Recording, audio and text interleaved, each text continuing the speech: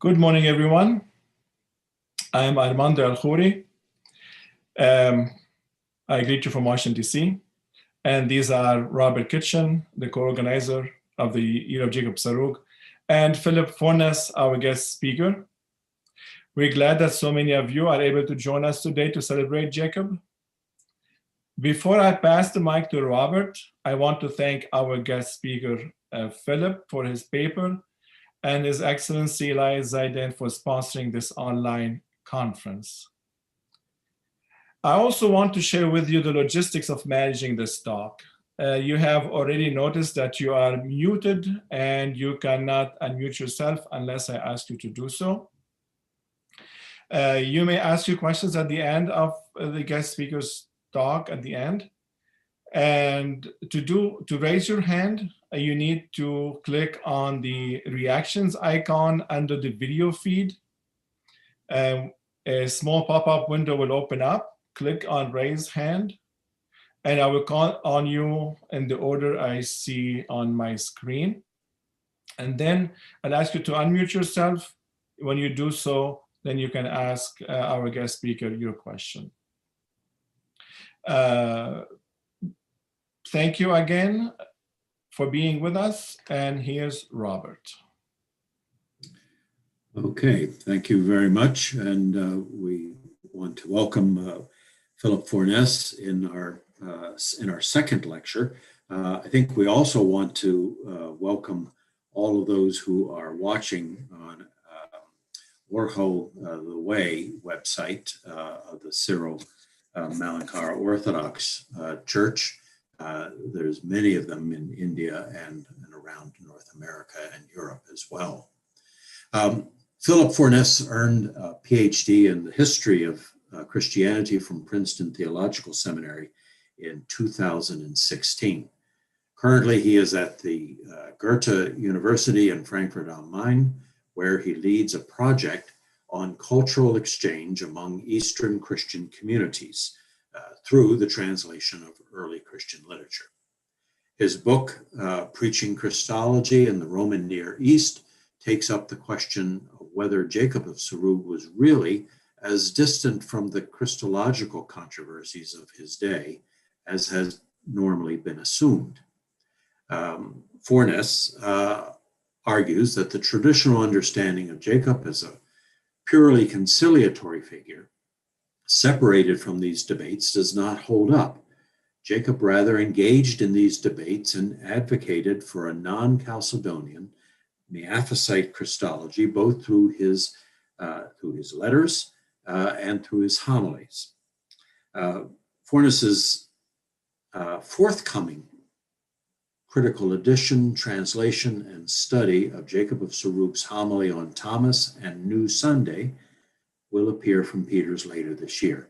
And he is also currently working on a monograph on the interpretation of Doubting Thomas in the first millennium. His paper today, we've had it announced, but just so that we're on the same track, is a mediator between exegetical traditions, Jacob of Serugh and his letters on biblical interpretation. And with that, welcome Philip in your presentation. Thanks so much, Bob, for the kind introduction, and thanks also to Armando for organizing this. I'd like to greet Your Excellencies, Bishop Gregory and Bishop Zayden, as well as friends and colleagues from around the globe. It's really a delight to be here with you today. Let me share my screen. I have a PowerPoint presentation to accompany the talk. Great. Last month, Sebastian Brock gave us many reasons to celebrate the work of Jacob of Serugh, his wide-ranging and diverse corpus of homilies, hymns, and letters, his playful and creative manner of biblical exegesis, his attention to the voices of women in the biblical narrative, the ecumenical reception of his works, and of course, the pure joy of reading his poetry and literary prose. In the subsequent lectures, we'll delve into more specific aspects of Jacob's thought and legacy to open hopefully new perspectives on the Bishop of Serugh. Today, I would like to draw our attention to just two aspects. First, Jacob's letters as a source for exegetical thought, and second, Jacob's function as a mediator between the Greek and Syriac exegetical traditions.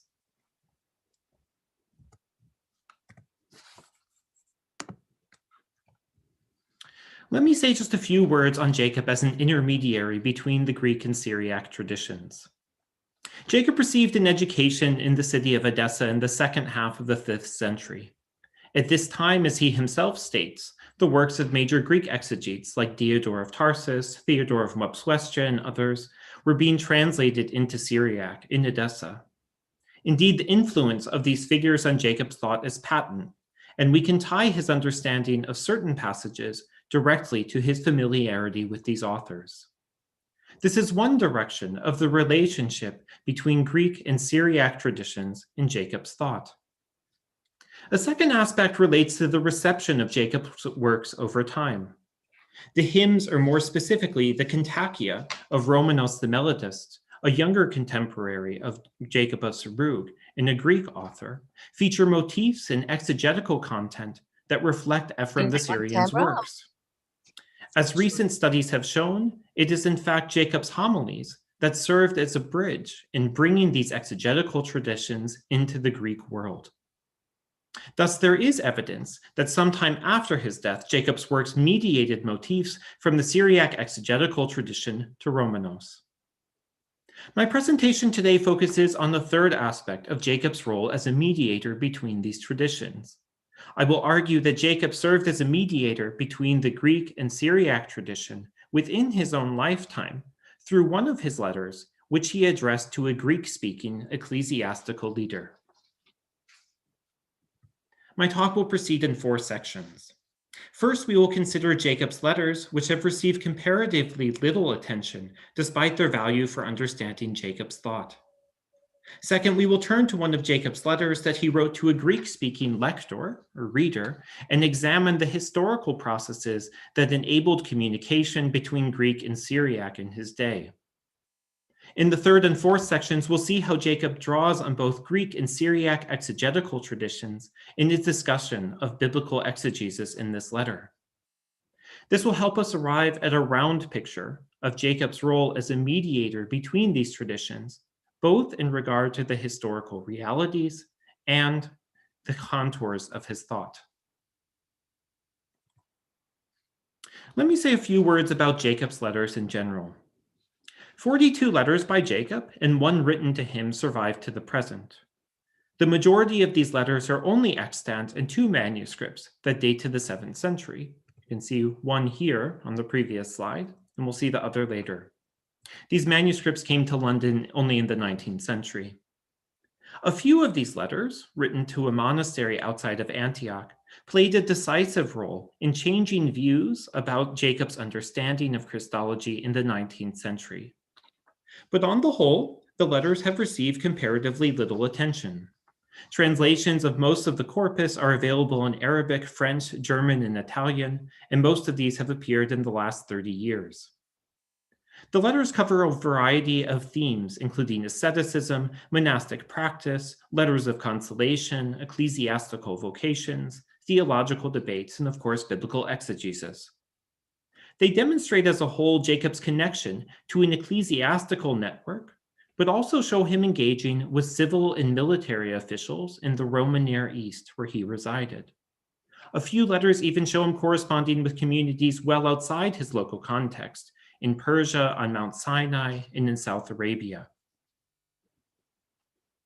One highlight of Jacob's letters is the vibrancy they bring to the ideas he expresses in his homilies. Jacob discusses monastic life explicitly in a couple of his homilies, and he surely held many of his homilies before a monastic audience. But in his letters, we see him advising a particular monk on whether to take, or person on whether to take a monastic vow, and counseling women who had been in prostitution, but now had become monastics. Other letters show us how Jacob applies his Christological teachings in situations of distress, to comfort a community that had endured persecution, and in writing words of consolation to a father who had lost his son. The letters reveal in this way the context in which Jacob's thought developed, and put a very human face on an orator whose world is often hard to discern from his homilies. Several letters in Jacob's corpus focus on questions of biblical interpretation, usually in response to individuals who wrote to him. One of these letters, which is now letter 23, forms the largest letter in Jacob's epistolary corpus, covering some 35 pages in the Syriac edition. In this letter, Jacob responds to 6 exegetical questions that his correspondent Maron had posed. The 6 questions all revolve around difficulties in the biblical text. On the fact that God rested on the 7th day is the first question. The second question is about on the calculation of Noah's age at the time of the flood. The third on the calculation of the time that Abraham's seed would be subjugated in Egypt. The fourth on the bread of the presence that the priest Ahimelech gave to David when this was against Mosaic law. And fifth, on the fact that God is said to have regretted making Adam, as well as for crowning Saul king. And finally, on the reconciliation of the genealogies in the Gospels of Matthew and Luke. The questions cover a set of related themes. The questions about God resting and God regretting relate to anthropomorphic statements about God in the Bible.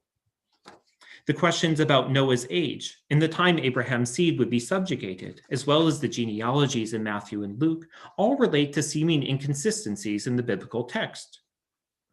The fourth question might also relate to this theme of inconsistencies, as Jesus uses David as an example of working on the Sabbath, since David broke Mosaic law by eating the bread of priests.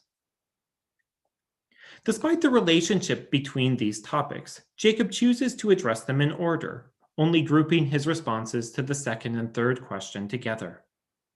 But discussions of topics like the Sabbath recur throughout this letter, and could have been combined too. It seems that Jacob had received this list of 6 questions directly from Maron and answered them just as he received them.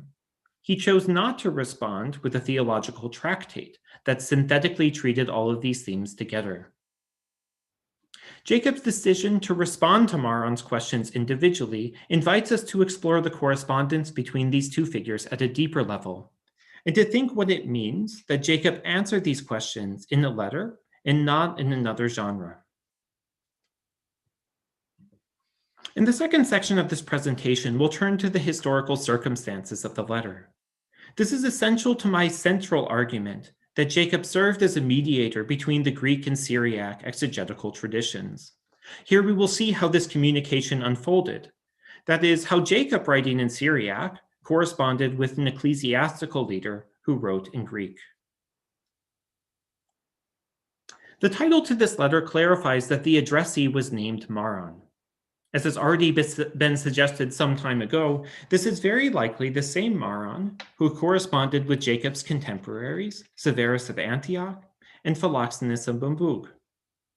The Maron with whom Severus and Philoxenus communicated held the ecclesiastical rank of lector or reader in the church of Anazarbus. Anazarbus, as you can see from the map, was not so far geographically from Antioch, but was at some distance, both physically and as well related to linguistic traditions, from Mabug and Batnai of Serugh. The city of Anazarbus had become quite important by the early 6th century. It was the capital city of the Roman province of Cilicia Secunda, and there were a couple churches erected in and around the city exactly at this time, in the 2nd decade of the 6th century. The bishop of Anazarbus was an ally of Severus of Antioch in the Christological disputes that broke out at this time. Maron's correspondence with Severus of Antioch shows his interest in questions about Christology as well as biblical exegesis. This interest in Christology he shared with his bishop, and it served as a good reason for Maron to write to Severus, who, at least according to the ecclesiastical structure, was set above the bishop of Anazarbus. Maron's correspondence with Philoxenus proves especially important for our consideration of Jacob's letter. Philoxenus wrote his letter to Maron around the year 515 and provides precious details about the path of their correspondence. Maron sent 2 letters to Philoxenus before he received a reply. The first letter was brought to Philoxenus by a messenger from Antioch, But the messenger didn't have any idea who Maron was. He was simply the messenger. Since Philoxenus also didn't know who Maron was, he didn't reply to the first letter. The second letter arrived from a messenger appointed by Maron. This messenger told Philoxenus who Maron was and informed him about his concerns. As we learn from the letter, Maron and his bishop had supported Severus of Antioch in his non-Chalcedonian Miaphysite Christology. But a group of pro-Chalcedonian leaders had gathered not too far from Anazarbus, about halfway between Antioch and Anazarbus in the year 515, and posed some challenging questions to the non-Chalcedonians like Maron. In this context, Maron wrote to Philoxenus seeking his response to 7 questions regarding the theological challenges he was facing. Philoxenus importantly notes that his response was delayed because the process of translating his letter from Syriac to Greek took some time. With Philoxenus' letter, we have a concrete example of how a Syriac bishop could correspond with a Greek-speaking lector. Philoxenus had, of course, sponsored a translation of the New Testament from Greek to Syriac just a few years prior. And while it might seem surprising that he could not or chose not to compose a letter in Greek, this process of translating letters was evidently quite common. Philoxenus' letter provides a backdrop for the very similar details we find in Jacob of Serugh's letter to Maron. At the beginning of the letter, Jacob tells Maron, and I quote, "Your letter has been read before me."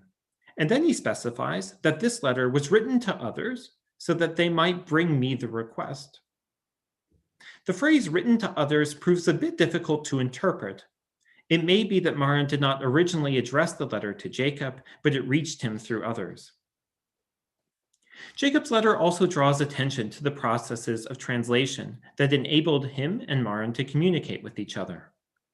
While praising Maron for asking such insightful questions about biblical exegesis, Jacob notes that the loftiness of the questions was diminished when unspecified people, as Jacob writes, were translating it from one language to another. Jacob returns to the discussion of translation later in the letter, when he finds it necessary to discuss differences between the Greek and Syriac versions of a passage from 1 Samuel. He states, "For the Syriac states the words of David in this way, even if the Greek states them differently, as you know. But the sense of their interpretation leads the versions in both languages to a single or to one meaning." Jacob of Serugh's letter to Maron forms the only secure example of his correspondence with a figure who wrote in Greek. Jacob himself comments on the translation of the letter and the path by which it reached him, and his remarks reflect what is known about Maron's correspondence with both Severus of Antioch and Philoxenus of Mabug. Here we've explored what processes of translation enabled their communication. In the remainder of the talk, we'll turn to the content that Jacob chose to communicate to his Greek-speaking correspondent.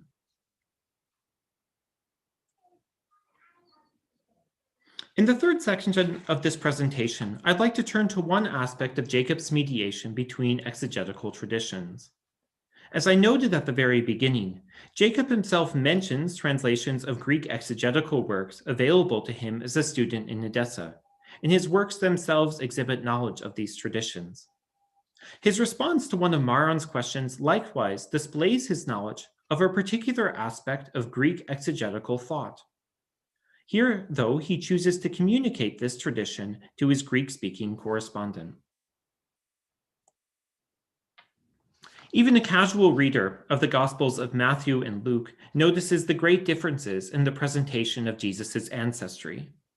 Maron stood in good company when he posed his 6th question to Jacob, which reads as follows.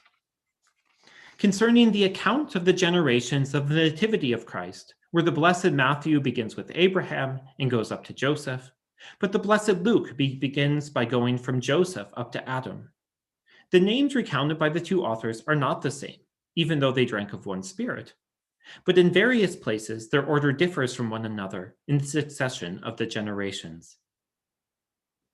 In his response to this question, Jacob largely draws on a Greek work dating to the 3rd century, but also reflects more recent developments attested in a contemporaneous Syriac source.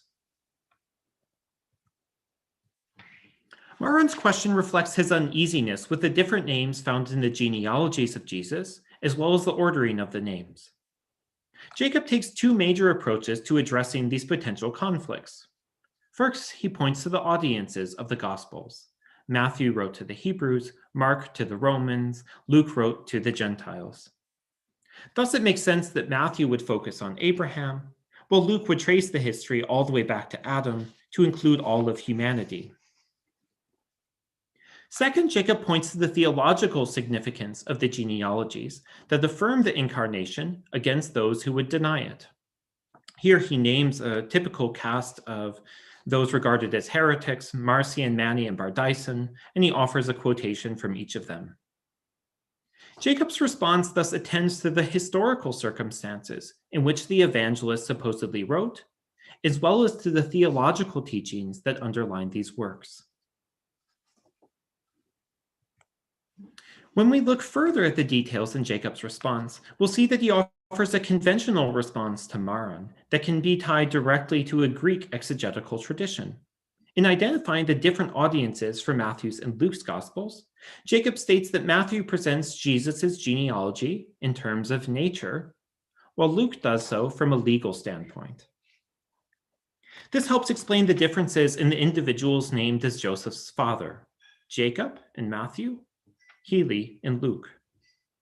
Jacob resolved the differences in Joseph's immediate ancestors as follows. He writes, Heli and Jacob were children of one woman, and Jacob was known as the father to Joseph by nature, but Heli by the law. The letter to Maron does not expand upon this rather short clarification, but comparison with other late antique sources can help fill in the details. Jacob draws on here in an explanation first found in the Greek letter to Aristides of Julius Africanus from the early 3rd century. Africanus's letter addresses the difference in the genealogies in reference to the law and nature. It states that the individuals named as Joseph's fathers were brothers. That is, Jacob and Heli were brothers. Jacob was Joseph's natural father, and when Jacob died, Heli, according to the custom, married his widow and became Jacob's legal father. The letter to Aristides even takes us a step further and explains the differences in Joseph's grandfathers in exactly the same way. Thus, while Jacob is Joseph's father according to nature, Heli is his father according to the law. Jacob may have had access to this originally Greek exegetical tradition through several paths.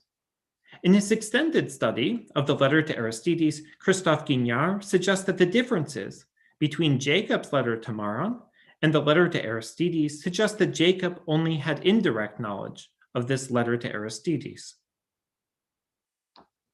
Syriac translations of two works by Eusebius of Caesarea that include excerpts from the letter to Aristides or recount its arguments appeared before Jacob's day: the Ecclesiastical History of Eusebius, as well as his Gospel Problems and Solutions.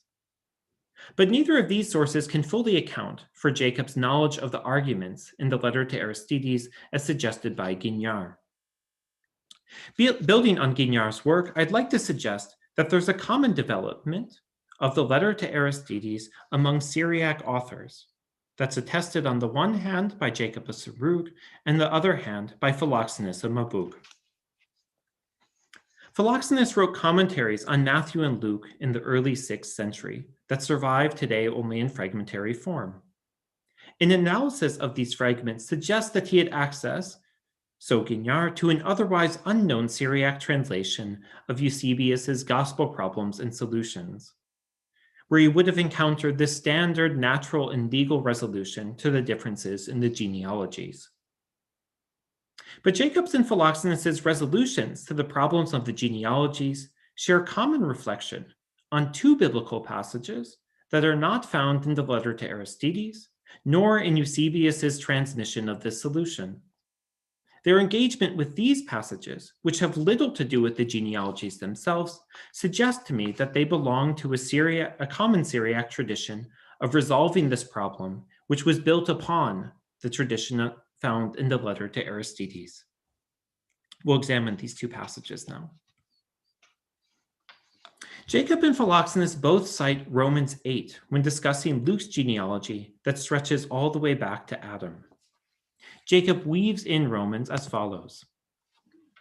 Luke rightly offered a reminder that Adam is the father of those who were named the ancestors of Christ, and he was in the image of God, in the likeness of the representation of his Son, as it is written, them to be in the likeness of the representation of his Son.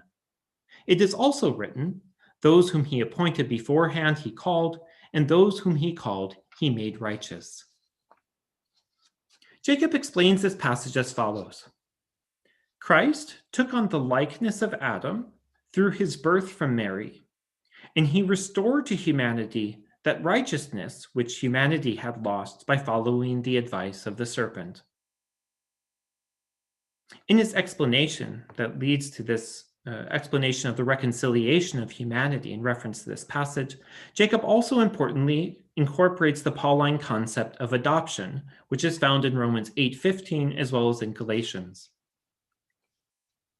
Philoxenus similarly invokes Romans 8 when exploring Luke's genealogy, quoting, like Jacob, Romans 8:29, and also, like Jacob, referring to the concept of adoption found in Romans 8:15. Philoxenus' full explanation of this passage survives only in fragmentary form, but it is clear that he uses Romans to explain forgiveness from sin, pointing here to Cain's murder of Abel. There are some differences in the way that Jacob and Philoxenus use Romans 8. Yet it is significant that both authors draw in Romans 8:29 and the Pauline language of adoption to discuss the redemption of humanity through the transmission of the image of God. Romans 8 has, after all, no formal links to the genealogy in Luke.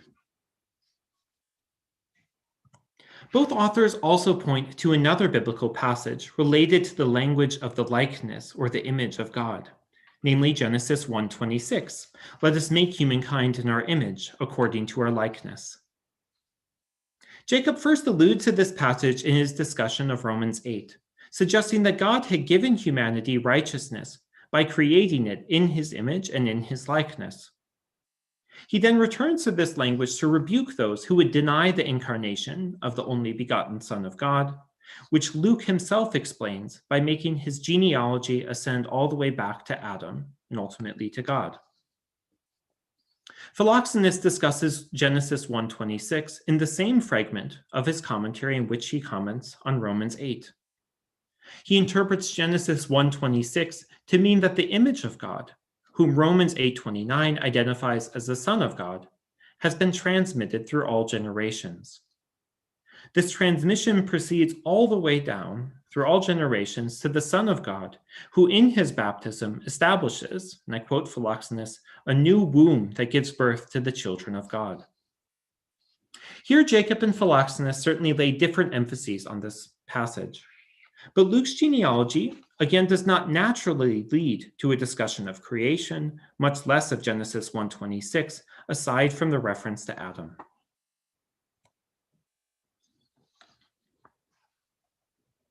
The constellation of biblical citations in Jacob's and Philoxenus' treatment of Luke's genealogy stands out. It is possible that Jacob knew Philoxenus' commentary and drew some inspiration from it in his response to Maron, if Jacob's responding in the 2nd decade of the 6th century. The commentary itself dates to around 505, and the fragment under discussion survives in a manuscript dating to 510 or 511. A second possibility is that Jacob and Philoxenus are familiar with an otherwise unknown exegetical tradition that links these passages. Neither Romans 8 nor Genesis 1:26 feature in the letter to Aristides or Eusebius's Gospel Problems and Solutions. So there may be an intermediate source that transmitted the traditions about the genealogies alongside reflections on these passages. In summary, the letter to Maron demonstrates that Jacob drew on an originally Greek exegetical tradition to answer Maron's question about the inconsistencies in the genealogies. This Greek tradition had circulated already for some time by Jacob's day. The similarities between Jacob's and Philoxenus' explanations may suggest a common elaboration of this explanation by Syriac exegetes. Here Jacob served as a mediator of a Greek exegetical explanation and seems to have communicated what might have been a particular Syriac gloss on this tradition. Now that we've seen how Jacob communicates a Greek exegetical tradition to Maron, we'll now consider how Jacob mediates Syriac traditions to his Greek correspondent. Here I will focus on the correlation between Jacob's own homilies and his responses to two of Maron's questions. Both Maron's first and his fifth questions relate to anthropomorphic statements about God resting and God regretting. Jacob's treatment of these passages in two of his homilies contain significant parallels to those in his letter to Maron. While Jacob's homilies did not apparently undergo translation into Greek, this letter served as a means of spreading Jacob's exegesis to a Greek-speaking audience. The first question Maron posed to Jacob reads as follows. In the book of Genesis, it says that the universe was established in 6 days, and God called the seventh day rest. But we see that God carried out activities even on this day. Jacob responds in two primary ways to Maron's questions. Each of these, as I will argue, shares connections to Jacob's homilies on the creation of the world, which is also known as Jacob's hexaemeron. In his exposition of God's resting, in the homily on the creation of the world, Jacob addresses the question of whether God acted on the seventh day. He writes, "Look, he did not stay silent for managing the universe he had created, making the sun rise, making the moon run its course, bringing forth lightning strikes, causing thunder to be heard, bringing down rain, making seeds sprout, making the winds blow, gathering fruit in trees, fashioning grapes in their clusters on the vines, making rivers gush out and come forth from a spring, forming infants within the married women in their wombs, and doing every day those things that were done. As it is said, my father has been at work until now." Jacob's argument runs here that the regular activities of nature did not cease on the seventh day, and thus one should not understand God's resting on this day to indicate that God needed rest after becoming weary from the work of creation on the first 6 days. There's a very similar argument in the letter to Maron. A slightly shortened quotation of this extended passage reads as follows. "The one who arranged the luminaries in the firmament on the 4th day is the one who leads forth and brings them out on the 7th day. The one who commands the earth to bring forth vegetation and the sea to swarm with fish and birds on the 5th day would not cease on the 7th day from having the seed grow and propagating the fish and birds. The one who formed Adam out of the dust on the 6th day would not cease on the 7th day from fashioning likenesses from marriage in the wombs of married women. For this reason, the Son, who is like the Father in everything, also formed mud on the day of the Sabbath and opened the eyes of the blind man.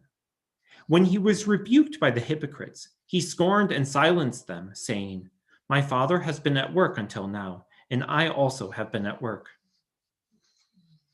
Here we see Jacob run through the activities from the 4th through 6 days. Parallels with the homily include the celestial lights, vegetation on the earth, and especially the formation of children in the wombs of married women, where similarities in the Syriac vocabulary can be observed. But the fact that a citation of John 5:17 directly follows the list of activities helps demonstrate the parallel lines of arguments in these works. A second interpretation of this passage on God's resting in the homily on the creation of the world suggests that God's resting applies to God the Son, not God the Father. In the passage on the slide, Jacob explains his own views as opposing someone who would attribute rest to God the Father. Jacob writes, "The scripture proclaims that the Lord rested, but he does not understand. When there is no body, there is no weariness or fatigue. The Son who was embodied grew weary on the cross because of the ruler of the air. And from that weariness, he entered rest on the 7th day. For it is never said about the Father that he grew weary, nor that he rested, aside from parables and allegories." In the homily on the creation of the world, Jacob emphasizes that the Son of God rested after the crucifixion, since he had a body. The resting mentioned in Genesis 2:2 cannot apply, on Jacob's view, physically to God the Father, who has no body. The discussion of how God's resting should apply to God the Son rather than God the Father in the letter to Maran is much more extensive than in the homily. Yet Jacob's opening words echo those found in the homily. He writes, "But since the scripture cannot be abolished, no one can speak against it, and it is written that God rested on the day of the Sabbath. Let us seek, and it will be found. Christ, who is God, grew weary on the cross on the sixth day, and rested from the sufferings of the crucifixion on the day of the Sabbath. He grew weary on Golgotha and rested within the grave. He grew weary because he was embodied. He grew weary because he came in the flesh. The Son of God grew weary because he became a human being by taking on a body through the Virgin." Jacob clarifies that God's resting can physically apply to Christ because he had taken on a body, an argument clearly expressed in the homily as well as in the letter to Maran. Here too, Maran gained access to Jacob's exegesis found in his homily on the creation of the world, but here through a letter. Let's now look at Jacob's response to Maran's fifth question to find a connection between this letter and another of Jacob's homilies. Maran's fifth question revolves around anthropomorphic statements regarding God in the Bible, and especially Genesis 6:6. Maran wrote, "In what sense does the scripture say, the Lord repented or regretted making Adam on the earth, and that God said, I regretted making Saul king? For behold, these words point to human passion." While a wide variety of authors discuss this passage, the particular way that Jacob addresses this question forms a clear connection to his homiletical corpus. At the beginning of his response to Maran regarding this passage, Jacob lays emphasis on the didactic function of the statement about God's regret in Genesis 6:6. Since he wanted to awaken regret among humanity, and it was right for them to regret the wickedness that they had done. For this reason, he said that he regretted, so that they might follow him and return to repentance with compunction.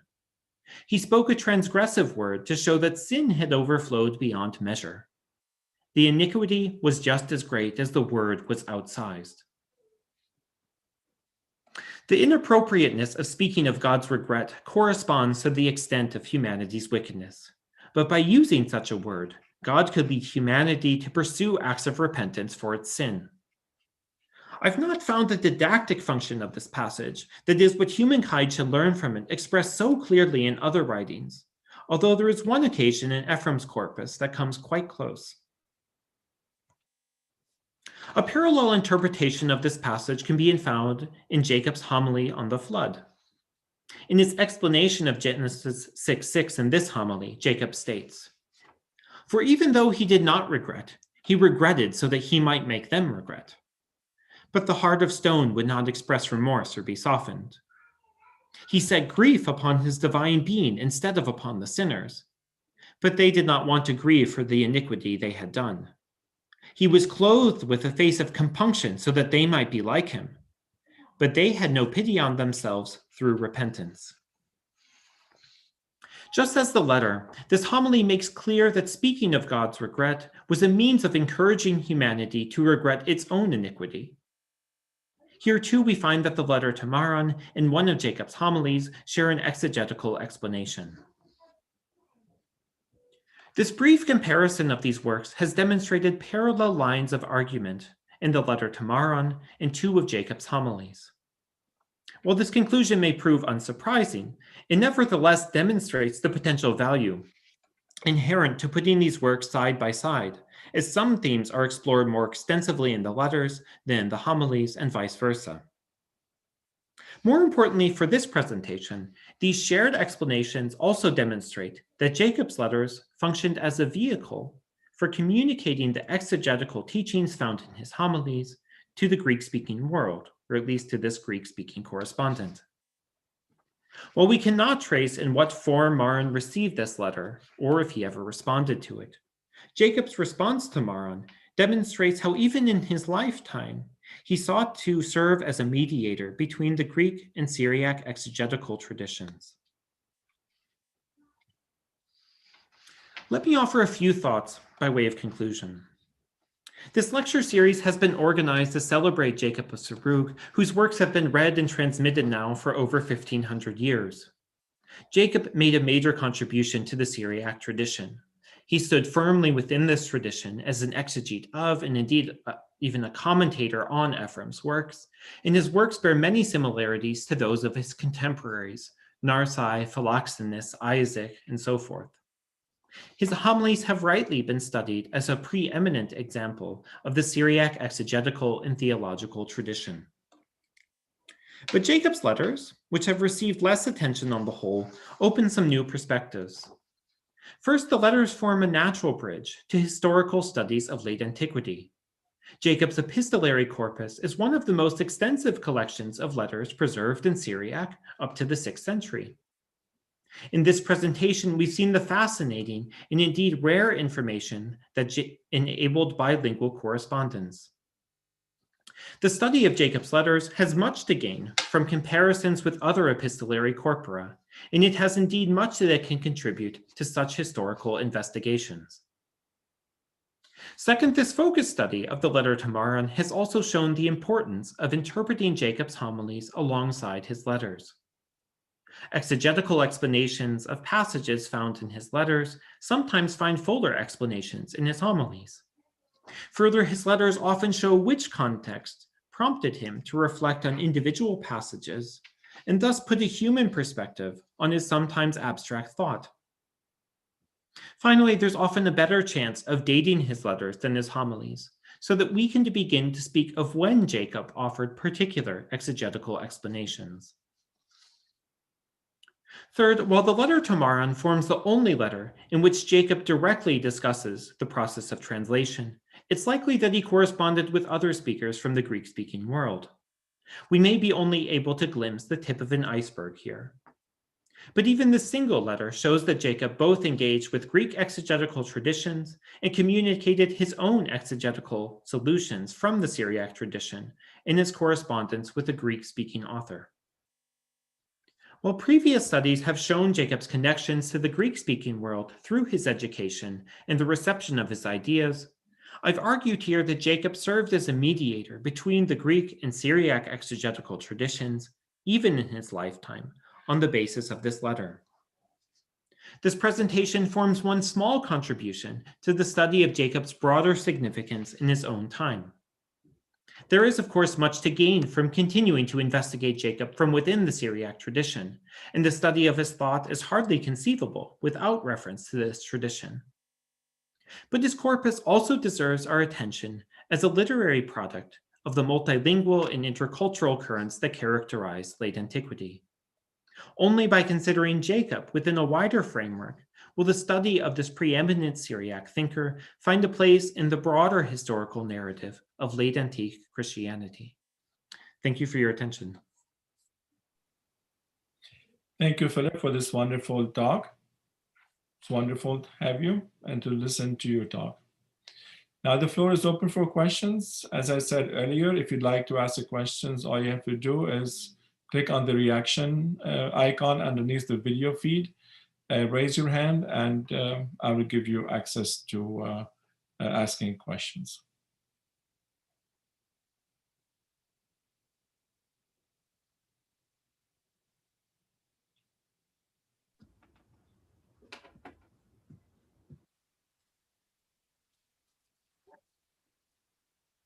Jeff. Thank you. Thanks, Phil, for the wonderful talk. Just a comment and then a question. The comment, it just seems like such a clear continuation of the work you're doing in your book of taking this corpus of Jacob, which seems so resistant to being connected to a concrete world and events and time and place, and doing that so articulately. So it's cool to see that. The question, you traced out these interesting parallels between the letters and the homilies. And you mentioned at the end that that can help with things like dating, but I wonder if you could speak just a little bit more about what you see as the kind of consequences of seeing these parallels, that it's in a sense the same Jacob in the letter and the homily, the same kind of mind at work, but operating in these different venues. Could you just speak a little bit more about kind of the ramifications of that observation? Yeah, thanks so much, Jeff. And it's also really nice to see you here in this context. Yeah, let me say a few words about that. So as far as dating, we do have a few letters that we can date with some certainty, especially with Maron, who's a historical figure that we know from other contexts. For me, that's very important because we see Jacob developing the same thoughts between the letters and the homilies in a very specific and concrete situation. In this situation, it happens to be exegetical questions that were posed to him. But in other contexts, we see him applying his exegesis to pastoral situations. So perhaps there we could gain an insight into the reasons why he is explaining the Bible in this particular way. If there's a particular pastoral situation that would call for this, or political situation even, it could be. So that's one aspect of that, although I don't think we see that so much in Maron. The other aspect of that is, for me, and I think this was evident in one of the quotations where we had the list of the various works of creation that did not stop on the seventh day, or the God's acting on the seventh day, bringing out the celestial luminaries, bringing vegetation forth on the earth and these things. And then we get to a passage from John 5:17, look, even now my Father is at work. We have a longer explanation of that in the letter, where Jacob talks about Jesus healing the blind man by making mud, a very nice creation reference there. I think the word must have been tina that was used there too, to heal the blind man, which is actually from John 9. So they're different passages, but these are the things Jesus did on the Sabbath. These are the things he said on the Sabbath. So he links these together. And so in that way, we're seeing a gap. I think we're seeing a bridge between these passages that helps fill in what he's actually saying in the homily, but that's not evident, at least in the text that transmitted to us. So to see these further links in his thought, it depends which passage we're talking about, whether the homily, well, they tend to be quite long. Sometimes we have a lot more there, but in the letters, perhaps he goes on about a particular passage or a word like God's rest for longer than he does in the homily itself. So those are the implications I see for this, that we gain new insight by comparing these works, since we rarely have homilies by Jacob that are on the same topic told from the same perspective, especially in regard to the Bible. We have that with Simeon the Stylite, some homilies on the end, homilies on burying people. But as far as the exegetical homilies, usually they aren't on the same topic. Thank you, Jeff. Michael? Hello, thank you very much for your talk. It was very enlightening. I had a question pertaining to, you had mentioned how St. Jacob was seen as a particularly conciliatory figure, especially in Christology. I was wondering if you could elucidate where this sort of narrative comes from, and then what the consequences of deconstructing it would be, especially in, for instance, exegesis, reading these letters that you had examined. Mm-hmm. Yeah, thank you so much for the question, Michael. The idea that Jacob is a conciliatory figure doesn't come from nowhere, and that is that in a way, Jacob is a conciliatory figure, a figure who expresses his Christology and his particular views on Christology in a way that could be interpreted by different people in various ways, or it could be interpreted in a way that they were pleased with. What I argue in my book, which has somewhat to do with the lecture today, is that Jacob's adherence, or his own ideas about Miaphysite Christology, are actually evident in a lot more of his works than has been traditionally assumed. And that is that we see this in his works on exegesis, in his a work that have been used for teaching doctrine to people. So perhaps in a catechetical context, that we see Jacob's Christology playing a very large role within these homilies, even if he's expressed it in a way that would be hard to decipher for the average person standing in the church at that point. But I think that at another level, these homilies could have been understood by fellow Miaphysites, fellow non-Chalcedonians within his lifetime, and they would have seen his language as affirming their position. The other aspect of Jacob as a conciliatory figure is that he's been received as a saint in a number of traditions, both by Chalcedonians and non-Chalcedonians. So there is a wrestling with that that's very fruitful for ecumenical thought today, to see how Jacob has been received as an authoritative figure within two traditions that often are often seen as opposing each other. Thank Thank you, you very much. Susan? Thank you very much. Thank you, Phil, for this wonderful paper and the richness of the material that you brought so clearly this morning. My question is not technically Jacob.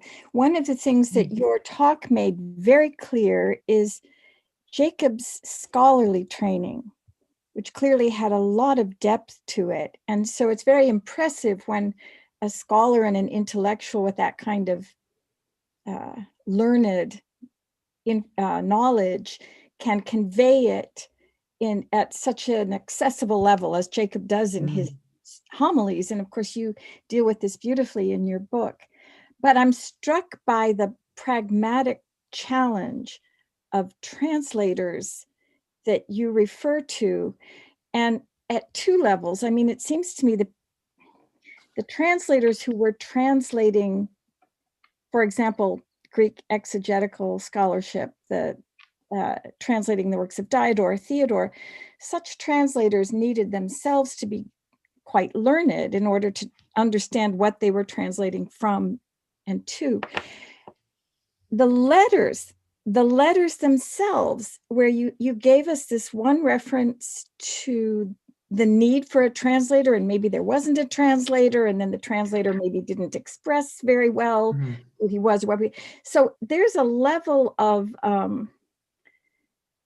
there's a kind of lower social status here for these translators or messengers carrying these letters back and forth, but they needed also a very high level of education, am I correct, in order to be able to transmit these learned questions and through the medium of a letter? Do you have any other, does Jacob talk at all about like, where do these messengers come from to translate obtuse Christology effectively between bishops? Yeah, thanks so much, Susan. It's great to see you. And this is a question I was really struck by, and one of the reasons I was drawn to working on this letter. We should make a distinction here in terms of translation too. I think there's a few different situations here. So I'll speak first about Philoxenus's letter.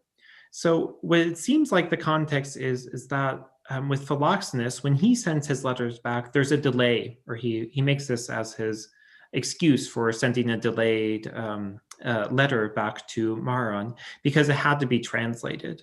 So that means to me, and I think it's implied, that his letter, he wrote it in Syriac, and that's what we have. It was preserved in his episcopal archive, perhaps, whatever that might have looked like. And perhaps he was also able to control the translation. So it was undertaken by someone else to write it in Greek, perhaps by a native speaker, and then Philoxenus perhaps was able to check it because the translation happened after Philoxenus, or it happened before the letter left Philoxenus.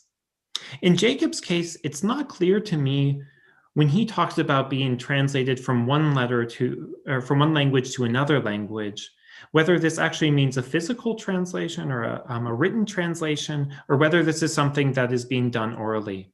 My hunch is, and this has to do with the similarity in the letters that both Philoxenus and Jacob wrote to Maron, is that someone read out the letter, did a rough oral translation of it, simultaneously, and then they made a list of the 6 questions in Jacob's case, or in Philoxenus's case, it's 7 questions, that were then translated into Syriac in a written form. And the reason I think this is that in both, at least in Jacob's letter, I should look more into this with Philoxenus's, the form of the questions in the introduction to Jacob's letters. He said, here are the 6 questions you asked me. He lists them. This is page 2 or something of the letter. They're exactly the same as what you find later in the letter. So he's working from a written text in these cases. But I think the initial translation from Greek to Syriac must have been, or it seems that it was oral in this case. We have another example. Sebastian Brock has published this letter that was written from the monastery of Marbasus to Severus of Antioch.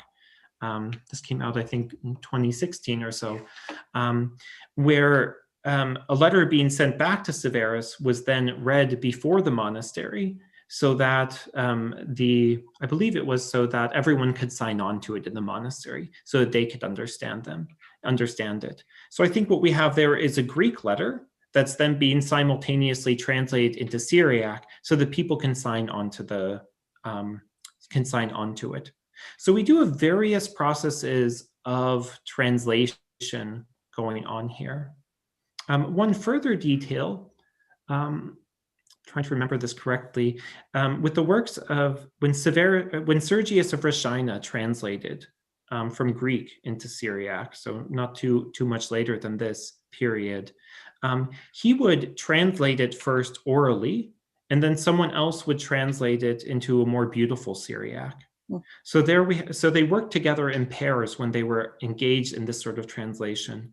I haven't investigated that enough to know how common that is, but my hunch is that this is a well-attested practice of translation. So that speaks to a great deal of learning, but also to teamwork to make it reach its final form. So I think it's really interesting to think about education, as you mentioned, in that regard. Thank you. Thank you very much. Thank you, Susan, for your question. And there's a question from Stephen Ring. He wrote, thank you for your interesting talk, Philip. I was wondering who has proposed a link between Jacob and Romanos, and to what extent that link has been firmly established. Thank you, Stephen, for your question. Yeah, thank you, Stephen.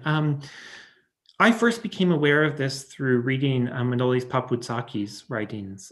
So he has an article from Ephraim to Romanos where he makes a specific case about a literary motif that is found in Ephraim and Romanos, but is transformed a bit in Jacob and then becomes, and it seems to be taken over into this form in Romanos.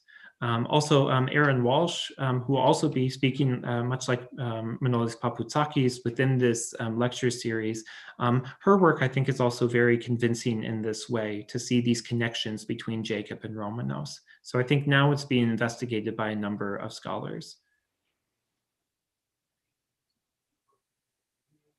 Any other questions?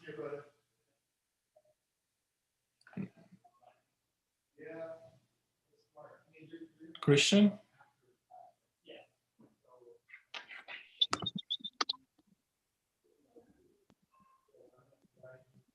Hello, Bill. I was just, your presentation, which is wonderful. It's wonderful to see you extending this connection between the letters and the homilies, and also to contextualize Jacob with this broad and sort of sophisticated intellectual and literary culture.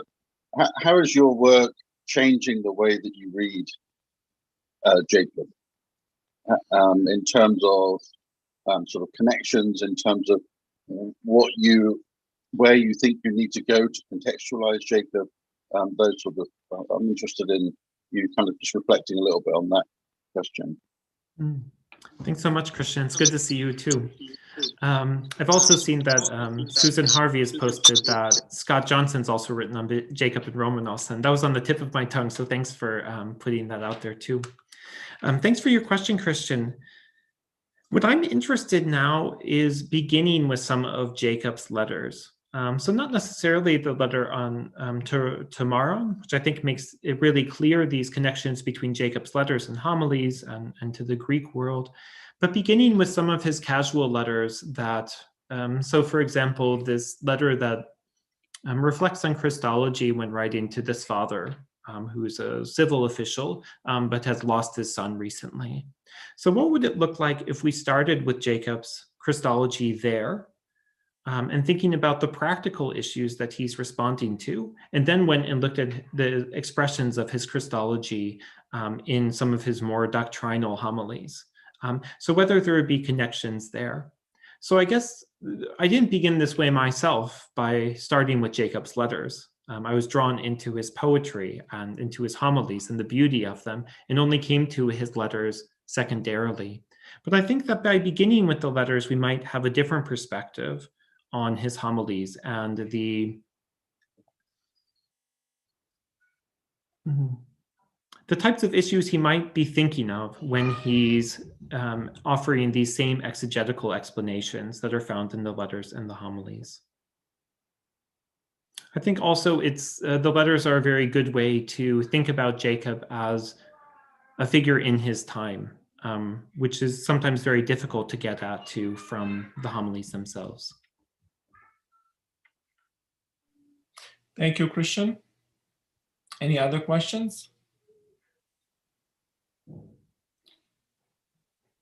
Our time is up anyway. Philip, thank you very much for this wonderful talk. Thank all of you for Jeff is clapping. I don't know if you saw that.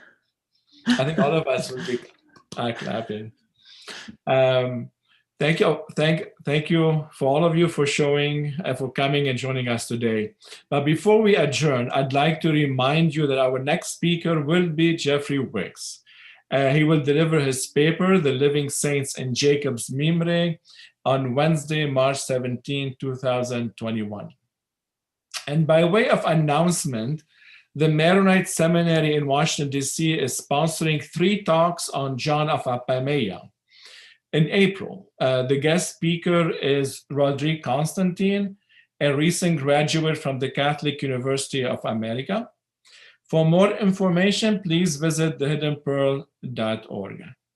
Thank you for joining us, and we'll see you in March.